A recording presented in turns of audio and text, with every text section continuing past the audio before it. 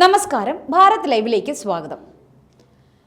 പാർത്ഥ, ഇവിടെ സോഷ്യൽ മീഡിയയും മാധ്യമങ്ങളും ഏറ്റവും അധികം വേട്ടയാടിയ ഒരു സെലിബ്രിറ്റിയും രാഷ്ട്രീയക്കാരനും എന്ന് പറഞ്ഞാൽ ശ്രീ സുരേഷ് ഗോപി തന്നെയാണ്. അത് നമ്മൾ മുൻപ് പല അവസരങ്ങളിലും ഇതേ കണ്ടന്റ് വെച്ച് നമ്മൾ വീഡിയോ ചെയ്തിട്ടുണ്ടായിരുന്നു. പക്ഷേ ഇപ്പോൾ നമ്മൾ വീണ്ടും അത് ചെയ്യാൻ നിർബന്ധിതരായിരിക്കുകയാണ്. കാരണം കഴിഞ്ഞ ദിവസം ഫേസ്ബുക്ക് തുറന്നാൽ കാണുന്നത് മുഴുവൻ സുരേഷ് ഗോപി കൈ കഴുകുന്ന വീഡിയോയാണ്. വീഡിയോയും ചിത്രങ്ങളും പങ്കുവെച്ചിട്ട് ഒരു പാവം അമ്മയെ, ആ അമ്മയോട് എന്ത് സ്നേഹമാണ് എല്ലാവർക്കും. നമ്മൾ ഈ കോവിഡ് കാലത്ത് കൈ കൊടുക്കില്ലായിരുന്നു, ആരും തൊടില്ലായിരുന്നു. അഥവാ എവിടെയെങ്കിലും തൊട്ടാൽ തന്നെ നമ്മൾ സാനിറ്റൈസർ യൂസ് ചെയ്യുന്നു. ഒരു കാലത്ത് വലിയ കാശുകാരുടെ മാത്രം സിമ്പലായിരുന്ന സാനിറ്റൈസർ, അത് എല്ലാവരുടെ വീട്ടിലും ഉണ്ടായിരുന്നു. എല്ലാ ആൾക്കാരും ബാഗിൽ കരുതുമായിരുന്നു സാനിറ്റൈസർ. ഒന്ന് എവിടെയെങ്കിലും തൊട്ടാൽ കൈ ഒന്ന് സാനിറ്റൈസ് ചെയ്യാതെ നമ്മൾ മറ്റൊരിടത്തേക്ക് നമ്മുടെ സ്വന്തം മൂക്കിലോ നമ്മുടെ ശരീരത്തിൽ പോലും നമ്മൾ സ്പർശിക്കില്ലായിരുന്നു. അപ്പോൾ ഒരു കുഴപ്പവും ഇല്ലായിരുന്നു. സുരേഷ് ഗോപി കൈ കഴിയൽ അത് തൊട്ടുകൂടായ്മ, തീണ്ടിക്കൂടായ്മ, വേറെ എന്തൊക്കെയോ പറയുമല്ലോ, അയിത്താചാരം എന്നൊക്കെ പറഞ്ഞിട്ട് പറയുന്നു. ഇപ്പൊ വീണ്ടും, അതായത് ഏറ്റവും അതിൽ തമാശയായിട്ട് തോന്നുന്നത് അതിൻ്റെ കുറച്ച് ഭാഗം കട്ട് ചെയ്തെടുത്ത് പ്രചരിപ്പിക്കുന്നു. ഇവർക്ക് നാണമുണ്ടോ ഇങ്ങനെ പ്രചരിപ്പിക്കുന്നവർക്ക്? എന്തിനാണ്? അദ്ദേഹം ചോദിക്കുകയാണ്, എന്നെ ഒന്ന് ജീവിക്കാൻ അനുവദിക്കൂ. ഒരു മനുഷ്യൻ്റെ ഗതികേടാണ്. മലയാളികളോട് ചോദിക്കുകയാണ്, ഞാനൊന്ന് ജീവിച്ചു പൊക്കോട്ടെ എന്ന്. ആ കുടുംബത്തിൻ്റെ ഒരു അവസ്ഥ ആലോചിച്ച് നോക്കുക. എന്നും ഇതുപോലെ ഓരോന്നും പൊക്കി പിടിച്ചു കൊണ്ടുവന്ന് അപമാനിക്കുകയാണ് സോഷ്യൽ മീഡിയയിൽ. സോഷ്യൽ മീഡിയ തുറന്നാൽ തന്നെ ഈ അപമാന പ്രചരണങ്ങളാണ്. ഈ മലയാളികളോട് അദ്ദേഹം എന്ത് തെറ്റാണ് ചെയ്തത്? BJPയുടെ സ്ഥാനാർത്ഥിയായതോ, ഒരു BJP കാരനായതോ? BJP ആ നാട്ടുകാർ കൊടുത്ത വോട്ട് കൊണ്ടല്ലേ അദ്ദേഹം ജയിച്ചത്. BJP സ്ഥാനാർത്ഥി ആയതുകൊണ്ട് അദ്ദേഹം ജയിക്കുകയോ MP ആവുകയോ മന്ത്രിയാവുകയോ ഒന്നും ചെയ്തതല്ലല്ലോ. ആ തൃശ്ശൂരുള്ള ജനങ്ങൾ എന്തിൻ്റെ പേരിലും ആയിക്കൊള്ളട്ടെ, ആ ജനങ്ങൾ കൊടുത്ത, മനസ്സ് നിറഞ്ഞു കൊടുത്ത വോട്ടാണ്. ആ വോട്ട് കൊണ്ടാണ് അദ്ദേഹം ജയിച്ചത്. എന്നിട്ട് ഈ നാട്ടുകാർക്ക് ഒരു ഉളുപ്പുമില്ലേ ഇങ്ങനെ പറഞ്ഞു വരുത്താൻ? അതിൻ്റെ സത്യാവസ്ഥ എന്താണെന്ന് പാർത്ഥന അറിയാമോ? തീർച്ചയായിട്ടും. ഈ കഴിഞ്ഞ ഞാൻ ആ വീഡിയോ പാർത്ഥന ഞാനൊന്ന് കാണിച്ചു തരാം. നമ്മുടെ പ്രേക്ഷകരും കണ്ടോട്ടെ ആ വീഡിയോ എന്താണെന്നുള്ളത്. ഇതാണ് ആ അമ്മയ്ക്ക് കൈ കൊടുക്കുന്നു. ഇത് JSK ആ ചിത്രത്തിൻ്റെ ആ തിയേറ്ററിൽ വെച്ച് നടക്കുന്നതാണ്. ഒരുപാട് ആൾക്കാരുണ്ടായിരുന്നു, ഒരുപാട് ആൾക്കാർക്ക് കൈ കൊടുത്തു. അത് കഴിഞ്ഞിട്ട് അവിടെ ഒരു കേക്ക് കട്ടിങ് ചടങ്ങാണ് നടക്കുന്നത്.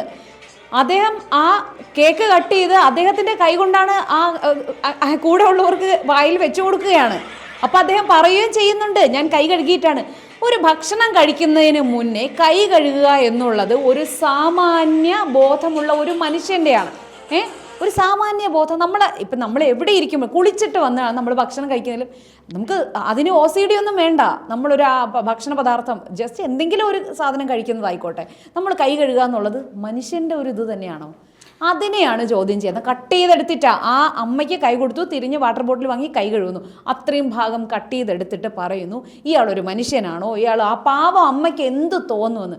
അമ്മ അവിടെ കേക്ക് കട്ട് ചെയ്യുന്നത് കണ്ടുകൊണ്ട് നിൽക്കുവാണ്. ഇതുപോലെ പല പല സംഭവങ്ങളുണ്ട്. ഒരു ഫോട്ടോ എടുക്കുന്നത്, ഒരു ദേശീയ പതാക കൊണ്ടുപോകുന്നത്, ഇങ്ങനെ നിരവധി.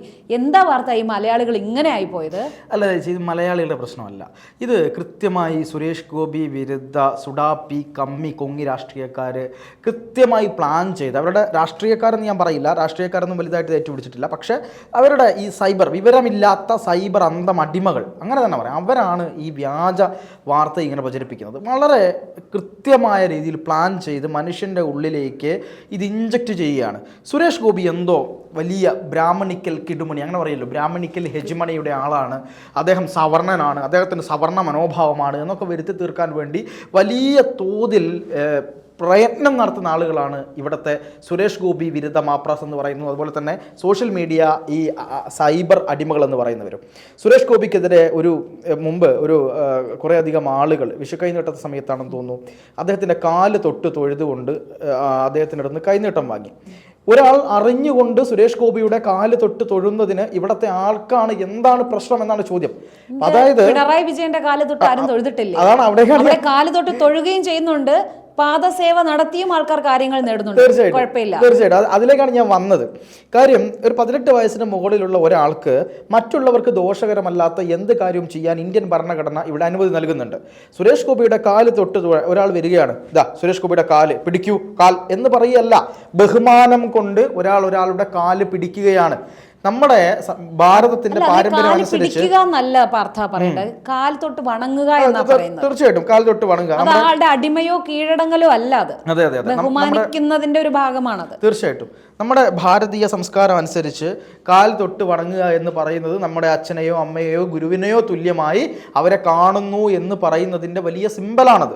അതാണ് നമ്മൾ അതിലൂടെ എടുത്തു വെക്കുന്നത്. നമ്മൾ ഒരാളെ ചവിട്ടിപ്പോയാൽ ഉടനെ തന്നെ നമ്മൾ കാല് തൊട്ട് തലയിൽ വെക്കാറുണ്ട്. എന്താ കാര്യം? നിങ്ങളുടെ പാദം എൻ്റെ ശിരസിനോളം ഞാൻ നമിക്കുന്നു എന്നാണ് അതിൻ്റെ അർത്ഥം. അത് മനസ്സിലാക്കാത്ത കുറേ ആളുകൾ കിടന്നിട്ട് എന്തൊക്കെയോ പറയുകയാണ്.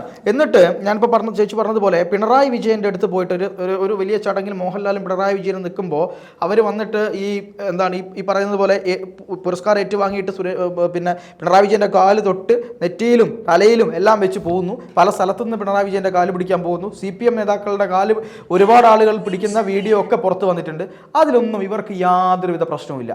പാദസേവ ചെയ്യുന്ന എത്രയോ അധികം ആളുകൾ, അതെ അതെ കൃത്യമാണ്, മോഹൻലാലിൻ്റെ ഒപ്പം ആ കുട്ടി മോഹൻലാലിൻ്റെ അടുത്തേക്ക് എത്തുന്നു. ആദ്യം മുഖ്യമന്ത്രി പിണറായി വിജയൻ്റെ കാല് പിടിച്ച് അതിനുശേഷം മോഹൻലാലിൽ നിന്ന് സമ്മാനം വാങ്ങുന്ന വീഡിയോ ആണിത്. ഇതിന് ഇവിടുത്തെ സുഡാപ്പികൾക്ക്, ഇവിടുത്തെ സൈബർ സഖാക്കൾക്ക് യാതൊന്നും പറയാനില്ല. ചോദ്യം ചെയ്യണ്ടേ? ആദ്യം കമ്മ്യൂണിസ്റ്റുകാർ ചോദ്യം ചെയ്യണ്ടേ? ഇവിടുത്തെ ഹിന്ദുമത വിശ്വാസികൾക്ക്, ഹൈന്ദവീയമായ വിശ്വാസികൾക്ക് അവരുടെ വിശ്വാസം തുടരാനൊന്നും ഇവരുടെ ആരുടെയും ഒരു ഓശാരവും എന്താ പറയുക പിന്നെ ഒരു ബലവും ഒന്നും വേണ്ട, അനുവാദവും വേണ്ട. പക്ഷേ കമ്മ്യൂണിസ്റ്റുകാരായ ഇവർ ആദ്യം ഇത് നിർത്തട്ടെ. മറ്റുള്ളവരെ നിർത്തിക്കാൻ പോകേണ്ട കാര്യം അവർക്കില്ല. അവരെങ്കിലും നിർത്തണ്ടേ? നിർത്തിയോ? ഇല്ലല്ലോ. അല്ല, മറ്റൊരു വീഡിയോ ഞാൻ കണ്ടായിരുന്നു. ഇപ്പോൾ തന്നെ LDFന്റെ ഭാഗമായ KB ഗണേഷ് കുമാർ അദ്ദേഹത്തിന് പരസ്യമായിട്ട് ഒരു പബ്ലിക് പ്ലേസിൽ വെച്ചിട്ട് തന്നെ ആൾക്കാർ കാല് തൊട്ട് തൊഴുന്ന ദൃശ്യം കഴിഞ്ഞ ദിവസം ഞാൻ കണ്ടിരുന്നു. അപ്പൊ ഇവർക്കൊന്നും ഇതൊന്നും ബാധകമല്ല. EMS നമ്പൂതിരിപ്പാട് മുതൽ ഇങ്ങോട്ടുള്ള എത്രയോ അധികം നേതാക്കന്മാരുടെ കാല് തൊട്ട് തൊഴുകുന്ന എത്രയോ വീഡിയോസും ഫോട്ടോസും നമുക്ക് കിട്ടാനുണ്ട്. ഈ ചരിത്രങ്ങളൊന്നും പറയിപ്പിക്കേണ്ട. നമ്മൾ ഈ വിഷയത്തിലേക്ക് വന്നാൽ, അതായത് സുരേഷ് ഗോപിക്കെതിരെ എന്ത് കിട്ടിയാലും എങ്ങനെ കിട്ടിയാലും അതെല്ലാം വളച്ചൊടിച്ച് അദ്ദേഹത്തിന് ഈ സവർണ്ണ മനോഭാവമാണ് എന്ന് വരുത്തി തീർക്കാനുള്ള ഒരു മെന്റാലിറ്റി. ഈ സവർണ്ണ മനോഭാവം തന്നെ എന്താണെന്ന് എനിക്കറിയില്ല കേട്ടോ. അത് ഈ പണ്ട് മുതൽ ഉണ്ടായിരുന്ന ഒരു കൺസെപ്റ്റ് ഇന്നത്തെ കാലഘട്ടത്തിലും ജാതി ചിന്തകളൊക്കെ ഉണ്ട്. നമ്മുടെ മുഖ്യമന്ത്രിക്ക് അങ്ങനത്തെ ആ ഭാവമൊന്നുമില്ല. ഭാവം എന്ന് പറഞ്ഞാല് ആ അഹങ്കാരത്തിന്റെ എത്ര വിനയത്തോടാണ് അദ്ദേഹം എല്ലാവരോടും ഉമ്മൻചാണ്ടിയേക്കാൾ വിനയമാണ്. ജനകീയമായി ഇപ്പൊ നടന്നുകൊണ്ടിരിക്കുന്ന വിഷയങ്ങളെ കുറിച്ച് ചോദിക്കുമ്പോൾ പോലും ഓ എന്ന് പറഞ്ഞു പോകുന്നതൊക്കെ വളരെ വിനയത്തോടെയാണ്. അത് ഒരു കുഞ്ഞിന്റെ മരണത്തോടാണ്. അത്രയും സ്നേഹത്തോടെ മുഖ്യമന്ത്രി മരണമെന്ന് പറയരുത് പാർത്ഥ, അത് കൊലപാതകമാണ് തീർച്ചയായിട്ടും.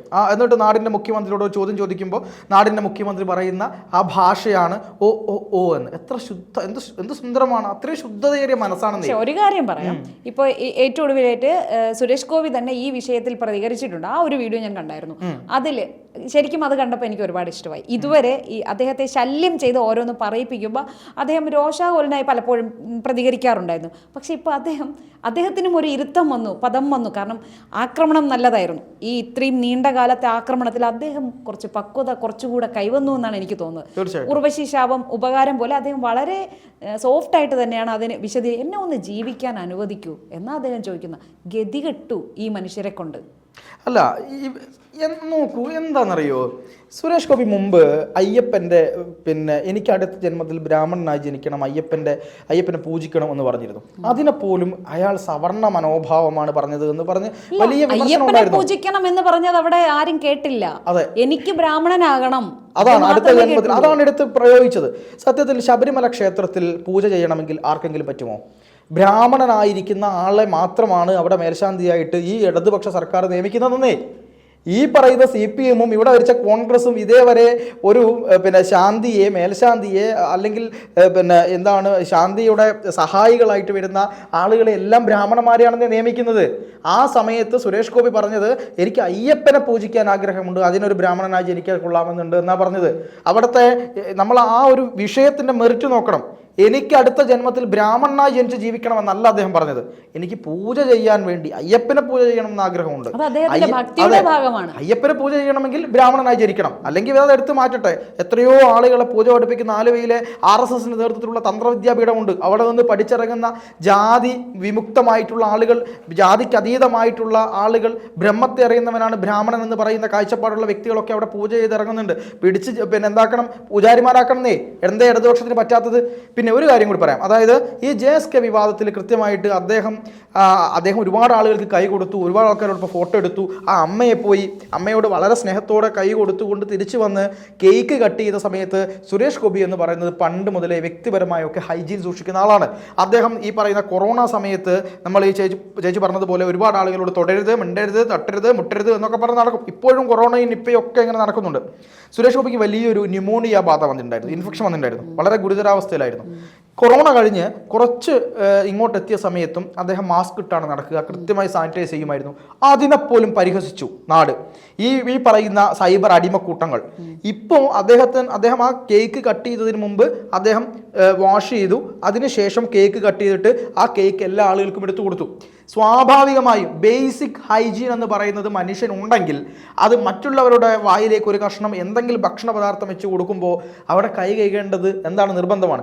അതിനെയാണ് വളച്ചൊടിച്ച് വെട്ടി ഇങ്ങനെ ഈ രീതിയിലാക്കി ഈ സൈബർ ഇടങ്ങളിലെ ആളുകൾ ചെയ്യുന്നത്. ഇവന്മാർക്കൊക്കെ ന്യായമായ കാര്യത്തിന് വിമർശിക്കാം, തെറ്റ് ചെയ്താൽ വിമർശിക്കാം, അന്തസ്സായിട്ട് രാഷ്ട്രീയം പറയാം, പക്ഷെ ഇമാതിരി തോന്നിവാസമല്ല ചെയ്യേണ്ടത്. രാഷ്ട്രീയം പറയാം, അതെ, ഇമാതിരി തോന്നിവാസമല്ല ചെയ്യേണ്ടത്.